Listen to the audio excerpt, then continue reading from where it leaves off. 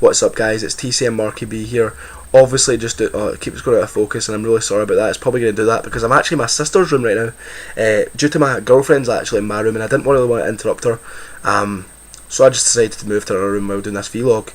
So I think it's like something to do with being in this room. My laptop's actually sitting on my lap, so I think it might go out of focus a few times, but I really do apologise for that. There's not much I can do about it.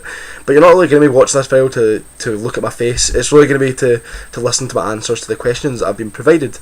So obviously I done a questions and answers first video, which was the questions yesterday, and this is obviously the answers video.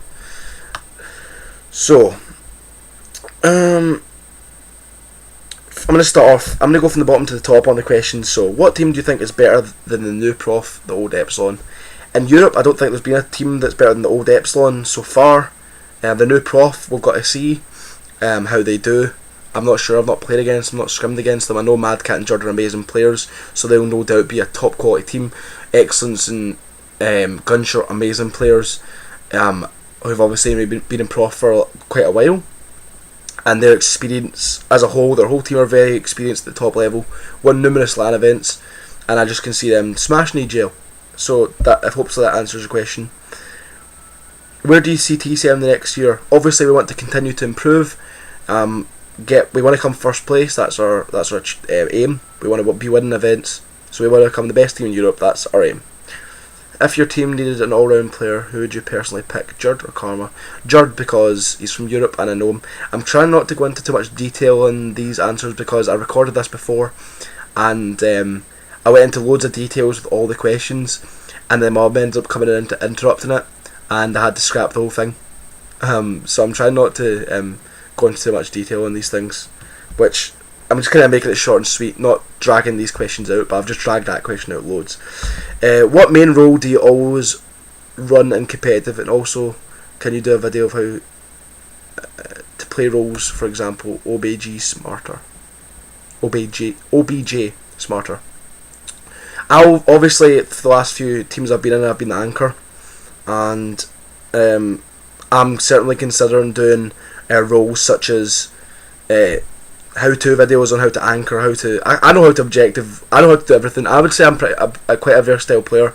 Not many people know this, not many people rate me as a versatile player, but I know myself that I'm a very versatile player. I can SMG, I can AR, I can slay, I can play objective, I can do anything, and I'm quite confident at playing at the highest level on any of those roles. What my best role is, obviously it's going to be my anchor, because I'm obviously more experienced at the top as being an anchor. So who in your opinion is the smartest player in the game? Obviously people are going to say Rambo. I think in Europe, I'm going to say my teammate Monksy. He's a incredibly smart guy, as well as Flux and Rich. I would say my team are a very smart team. I would say Monksy. I would say Monksy is the smartest player in Europe that I've teamed with in regards to game knowledge and how to. I don't know. He's just a really smart guy in and out of gaming. He's a very intelligent guy, but it seems to come into gaming as well with him. He learns things fast. He recognises things fast in teams patterns and whatnot. Like we'll be starting a game at LAN, about to start it, and you'll be like, "Oh, these guys always use stuns or something like that," and they will. Then we will just run tap mask and completely counter them. He recognises these things. He remembers these things from scrims, which a lot of people do. I mean, I'm not giving. It's not just that he does, but a lot of players do that. But that's just one of the small little things that he does quite a lot. Do any of your friends in real life know you do these vlogs? Being Scottish myself, I know it would get frowned upon. Yeah, a lot of my friends do know I do these, and a lot of them watch them, and they do laugh at me sometimes. They are quite like cringy at times, and I do get laughed at, but I don't really care. I just kind of brush it off and laugh back because I think it's quite funny. When they're watching it, I mean, if they're enjoying it, whatever. I'm one of these guys that doesn't really give a shit. So, what do you have to be classed as a professional gamer? Right. There's a whole lot of writing after that, but basically he's asking if I think pros are people who've just placed in the money once, maybe won 200 quid out of gaming, or people who earn it like big timer who's maybe earned loads of money from gaming, hundreds of thousands of pounds.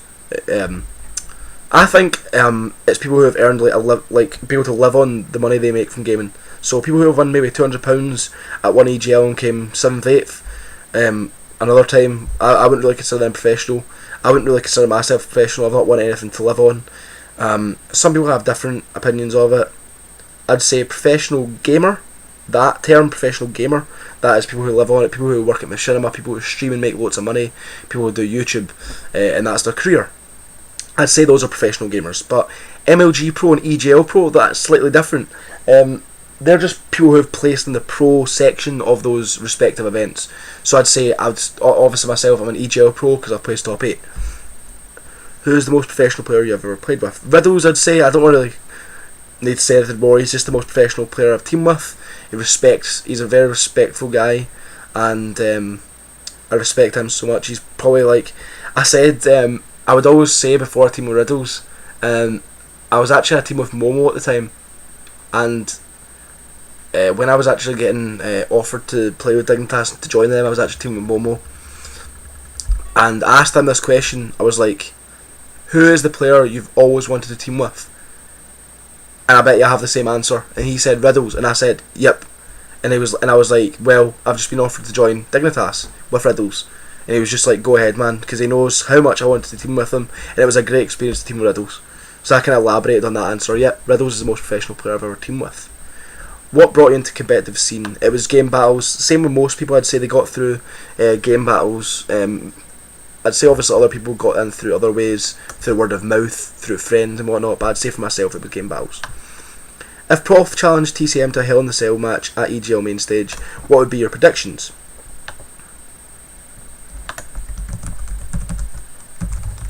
Sorry guys, I've actually just had an important Skype message. I had to read that and respond to that, but yeah, let's continue. If Prof challenged TCM to a Hell in the Cell match at EGL main stage, what would be your predictions? Jurd would win on his own. He would chokeslam me through a table. He would then spinebuster Monksy, and then he would probably chokeslam Rich, and then he would jump off the top rope onto Flux's shoulders, and then flip him into a submission move, and then he would submit instantly because it was Jurd on his back. Best way to get into an organisation? I can't really answer that because I've never actually searched for an organisation myself, to be honest. I've always joined teams that have already been in organisations. I've never really searched for one. Just be patient, ask about, don't be demanding. That's what I would give you. What tips would you give to aspiring pros? Be patient, like I said. Well, didn't really say it, wasn't really the same question, but be patient, and if you get knocked down, just stay motivated, stay hungry, keep playing, and practice. If you want to get to the top, you got to play a lot. Will TCM go to Latin America? Hopefully. That's what I'm going to say. What's your favourite role to play? I would say Slayer, because you get the most. I don't know. You get loads of kills, which I think everyone, if they're playing Call of Duty, loves getting loads of kills. So Slayer, I think everyone would probably say the same. Maybe some people get their enjoyment out of capping flags, but I think for me, getting kills is the most fun. What team do you think will cause an upset at EGL, and which underrated team do you think might end up being able to go to GFNA? I'm going to answer. That was 2 questions, but I'm going to answer with the same answer. I think Tech are going to cause some upsets, and I think they're going to be able to go to GFNA, hopefully. Would you do a coaching series for people who want to become pro and become better players in general, e.g. gun skill, map positioning, competitive tactics, manoeuvring to win gunfights, etc.?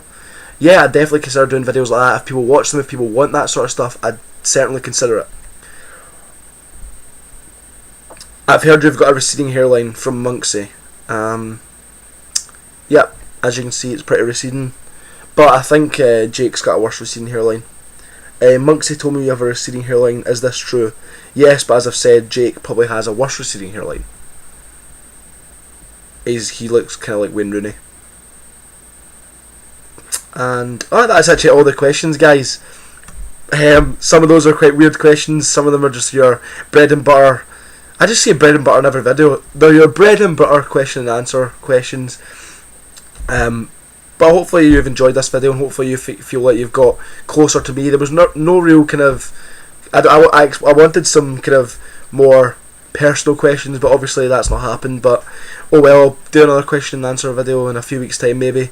I'll probably do one prior to EGL maybe next week, but hopefully I get some more personal questions during that video, because they're all just the kind of standard questions I got. No offence to the people who have actually asked them, I enjoyed answering them. I'm just saying I would like some more personal questions next time. But thanks a lot for watching, guys, and hopefully you've enjoyed this video. Like if you did, subscribe and all that stuff. Thanks a lot, guys. Peace out.